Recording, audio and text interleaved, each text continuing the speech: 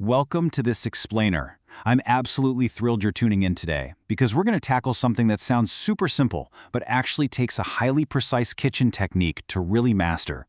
We are diving headfirst into the science of the perfect hard-boiled egg. By sticking to the exact science we're laying out today, we're going to take a total kitchen guessing game and turn it into a flawless victory every single time. Let's get right into it. Look, we've all been there, right? You boil an egg, you let it cool down, and then you start peeling. But instead of that smooth, pristine, perfectly beautiful egg white, half the egg decides to stick to the shell. You just end up with this mangled, frustrating mess. It is literally a universal kitchen frustration. So what's the actual secret to a perfectly peeled egg? Well, today I'm going to walk you through the exact tested solutions that'll guarantee you never ever have to deal with a damaged, badly peeled egg again. Here's our roadmap for today. First, the basic ingredients. Then, Method 1, classic boiling. Next, Method 2, steam cooking. After that, we hit the crucial ice bath. And finally, the perfect peel technique. All right, Section 1, the basic ingredients. Now, despite the extreme precision and strict timing we're going to get into later, your raw materials are honestly incredibly minimalist. To pull this off perfectly, all you really need is a baseline of 6 large eggs and some ice. That's the whole shebang. No crazy gadgets, no secret chemical additives, just eggs and ice. It just goes to show that culinary perfection isn't always about complicated ingredients, right? It's entirely about the technique. Moving on to Section 2, Method 1, classic boiling. So, for the classic boil, precision actually starts before your eggs even touch the heat. The absolute crucial starting measurement you need to commit to memory right now is the number 2. You're going to need a large pot filled with exactly 2 quarts of water, and you want to bring those 2 quarts to a rolling boil right out of the gate. Establishing this exact baseline of water volume is essential because it helps maintain the right temperature once we actually drop the eggs in. Okay, so here's how this builds chronologically. Step 1, like we just said, bring that water to a rolling boil. Step 2 is where a little finesse comes in. Grab a slotted spoon or some tongs and gently, and I mean gently, lower the eggs into the water one at a time. Please don't just drop them in, or you're going to crack the shells and basically ruin the experiment before it even starts. Step 3, wait for the water to come back to a boil, then immediately cover the pot and drop the heat down to medium-low. This heat manipulation is totally key to getting a gentle, consistent cook. And Step 4, well, Step 4 is so important it actually gets its own spotlight. 12. That's the magic number. The crucial point here is exactly 12 minutes. As soon as that pot is covered and the heat is reduced to medium-low, you set your timer for 12 minutes. Not 10, not 15.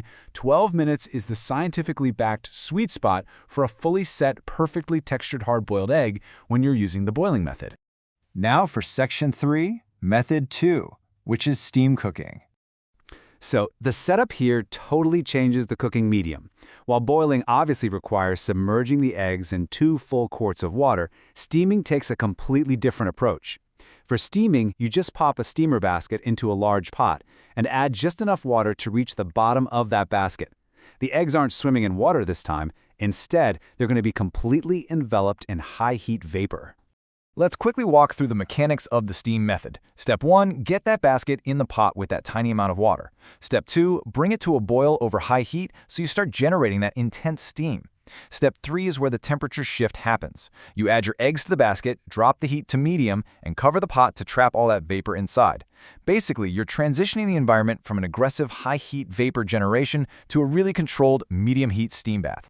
And that actually brings us to a pretty fascinating takeaway. Look at this. No matter which culinary path you choose, whether you submerge them in 2 quarts of water for classic boiling or envelop them in vapor for steam cooking, the heat transfer time is exactly the same. The cook time is exactly 12 minutes.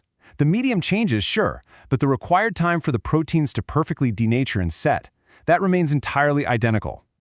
All right, moving into Section 4, the crucial ice bath. Now, you're going to need a really precise ratio for this thermal shock, exactly 2 parts ice to 3 parts water. In practical terms, that translates to about 2 cups of ice and 3 cups of water in a large bowl. And hey, here's a pro tip for you. You absolutely must prepare this ice bath a few minutes before your eggs finish their 12-minute cooking cycle. You've got to be locked and loaded to halt that cooking process instantly. As soon as that 12-minute timer goes off, you transfer those eggs immediately into the ice bath. And pay attention here, because this is a highly specific, very brief window of time, 30 seconds. You let those hot eggs sit in that freezing ice bath for exactly 30 seconds. This initial plunge shocks the egg, halting the cooking process dead in its tracks, and it actually causes the egg inside to ever so slightly contract away from the shell membrane. Which brings us to our final act, Section 5, the perfect peel technique. So, after that super quick 30-second initial shock, pull the eggs out. You have two distinct options for cracking them. Option 1, you can use the back of a spoon to tap the egg. Or option 2, you can tap and roll the eggs on the counter. But here is the absolute key takeaway. Whichever method you go with, you have to make sure you tap all over the shell. You are essentially creating this mosaic of tiny cracks across the entire surface. Once you've done that, step 3 is to immediately return those newly cracked eggs right back into the ice bath. Actually, a quick word of warning here. Unless you're planning on making egg salad, don't tap the eggs too hard. You really just want to fracture that rigid outer shell. If you apply too much pressure, you're going to rupture the delicate cooked egg white underneath. Remember, you're aiming for a shattered shell, not a smashed egg. We've got to preserve that structural integrity. Okay, so the perfectly cracked, mosaic-shelled eggs are back in the ice bath. But for how long? 5. They must rest submerged for a full 5 minutes before you even attempt to peel them. This right here is the magic window. During these 5 minutes, that freezing water is basically seeping through those hundreds of tiny cracks you just made, flooding the space between the shell membrane and the egg white. The water is essentially acting like a lubricant, naturally separating the shell from the egg.